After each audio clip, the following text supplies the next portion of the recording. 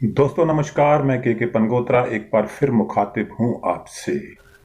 और आज का मुद्दा एक पुराना लेख जो किसी बड़े अखबार में प्रकाशित हुआ था,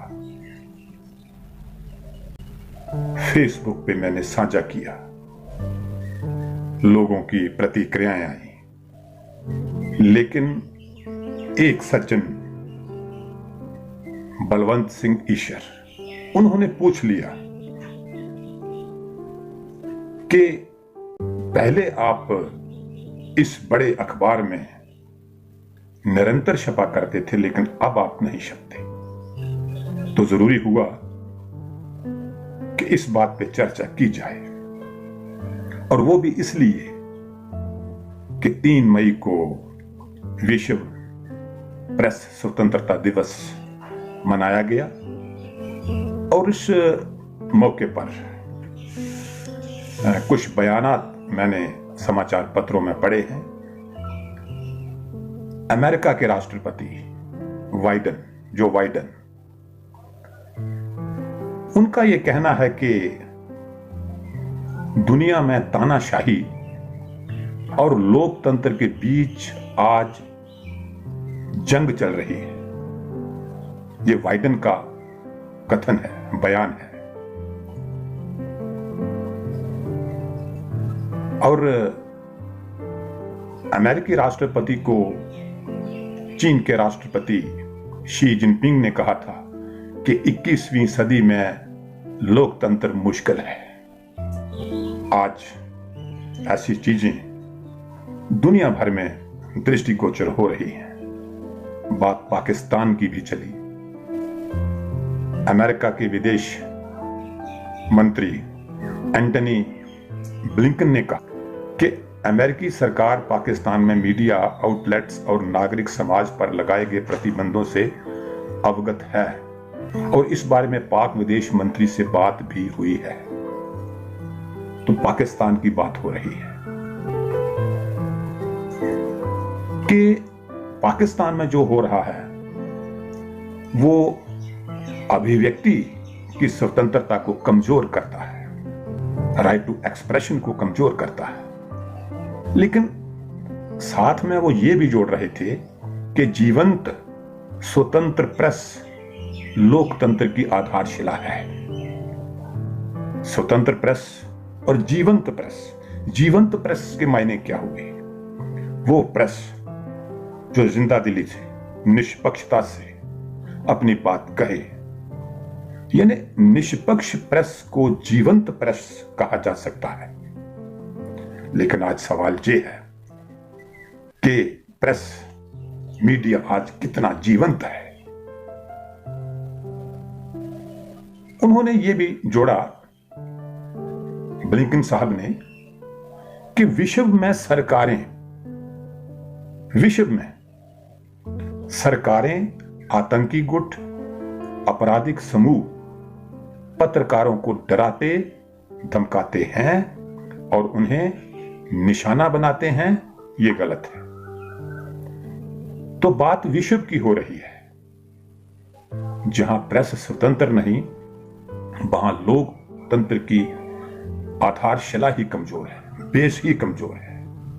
तो वहां आप लोकतंत्र की क्या उम्मीद कर सकते हैं, जहां पर पत्रकारों पर अक्सर हमले होते हैं? सिर्फ आपराधिक प्रवृत्ति के लोग नहीं, अपितु ब्लिंकन सरकारों की बात भी कर रहे हैं कि सरकारें भी पत्रकारों को डराती और धमकाती हैं। तो ऐसे में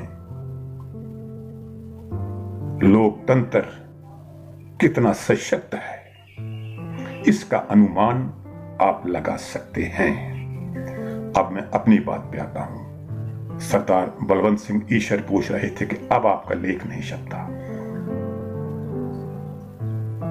2004-05 से लेकर 2014 तक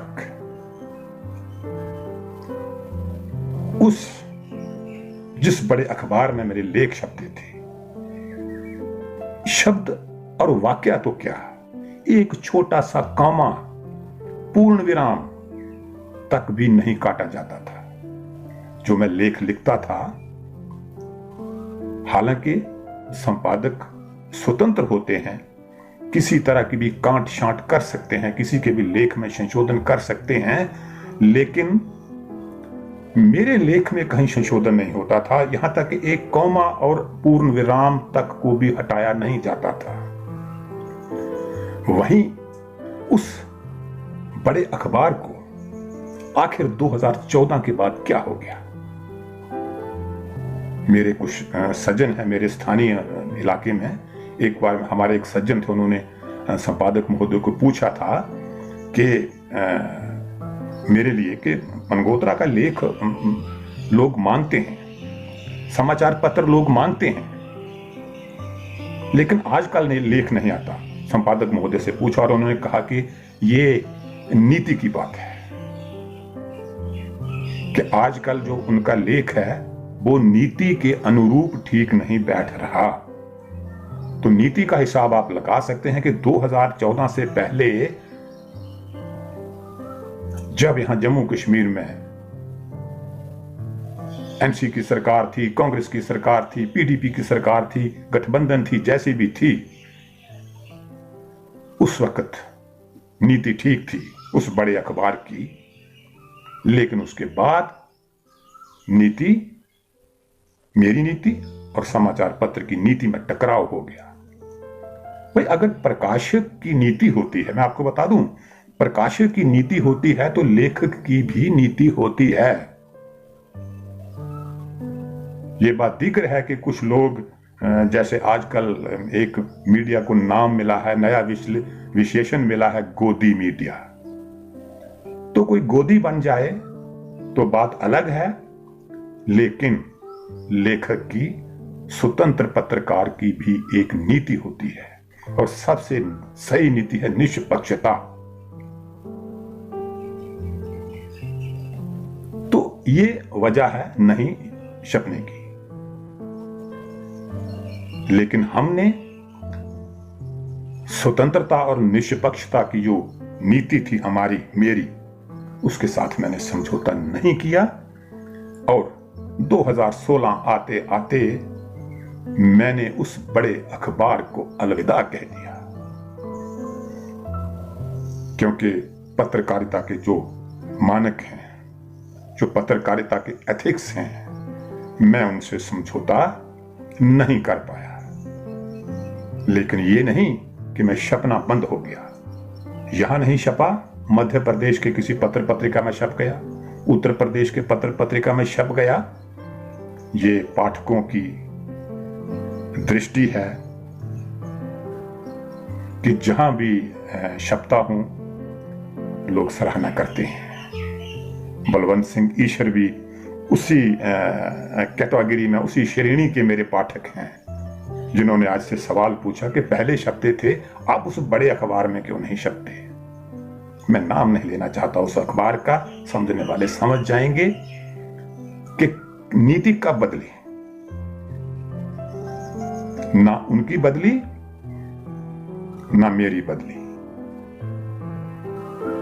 तो आज ये जो बात मैं कह रहा हूं, ये इसलिए कह रहा हूं कि मुझे याद भी आ गया कि 3 मई को विश्व प्रेस स्वतंत्रता दिवस था। तो उस दिवस के ऊपर वाइडन ने क्या कहा,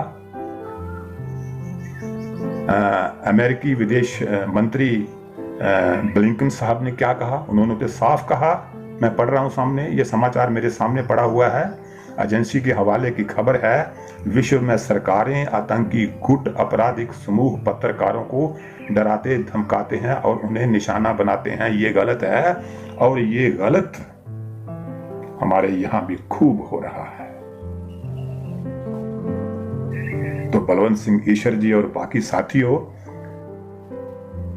मनगोत्रा खामोश नहीं है। पहले लिखा हुआ पढ़ते थे, अब बोला हुआ सुना करिए। न्यूज कंसेप्ट मेरा यूट्यूब चैनल है, उस पे मैं अपने विश्लेषण देता हूं और मैं उम्मीद करता हूं कि आप सरीखे जो पाठक हैं मेरे, जिन्होंने मेरा हौसला बढ़ाया लेखन में, तो फिर से आप न्यूज कंसेप्ट मेरा आप चैनल देखते रहें। जीवंतता, जीवंत प्रेस, इसके क्या मायने? इसके मायने इस तरह समझे जा सकते हैं। बड़े बड़े चैनल्स में काम करने वाले पत्रकार, सबको पता है, पुण्य प्रसून वाजपेयी बड़े चैनलों में काम करते थे। अजीत अंजुम, अभिषेक शर्मा, आशुतोष, ये सब बड़े चैनलों में काम करने वाले बड़े नामी पत्रकार,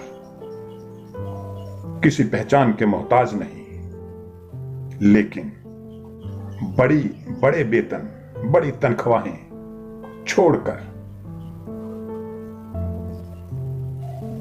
सोशल मीडिया में पत्रकारिता कर रहे हैं। क्यों?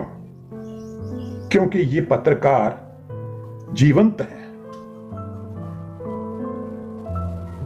ये पत्रकारिता के एथिक्स को समझते हैं। हो सकता है, वो कह सकता है, बिल्कुल था कि बड़े चैनलों में उतनी स्वतंत्रता से ये अपनी बात नहीं रख सकते थे।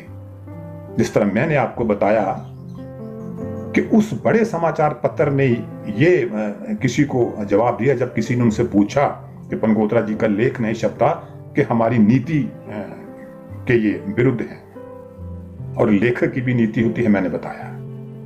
इन्होंने भी अपनी नीति नहीं छोड़ी, अपनी जीवंतता के साथ और पत्रकारिता के एथिक्स के साथ इन्होंने समझौता नहीं किया, और आज भी पूरी जीवंतता के साथ, जिंदा दिली के साथ, निष्पक्षता के साथ ये अजीत अंजुम साहब, अभिषेक शर्मा और पुण्य प्रसून वाजपेयी जैसे पत्रकार अपना काम बखूबी निभा रहे हैं। ये भारतीय पत्रकारिता के जीवंत किरदार हैं। तो ये होती है जीवंतता, जिसका जिक्र ब्लिंकन कर रहे थे कि सरकारें, आतंकी गुट, आपराधिक समूह पत्रकारों को डराते धमकाते हैं, और इनके साथ ये हुआ कि इन्हें बड़े बड़े चैनलों ने स्वीकार नहीं किया इनकी जीवंतता को। Rights and risk analysis group की रिपोर्ट कहती है कि 2021 में जम्मू कश्मीर, उत्तर प्रदेश और मध्य प्रदेश में पत्रकारों पर हमले हुए।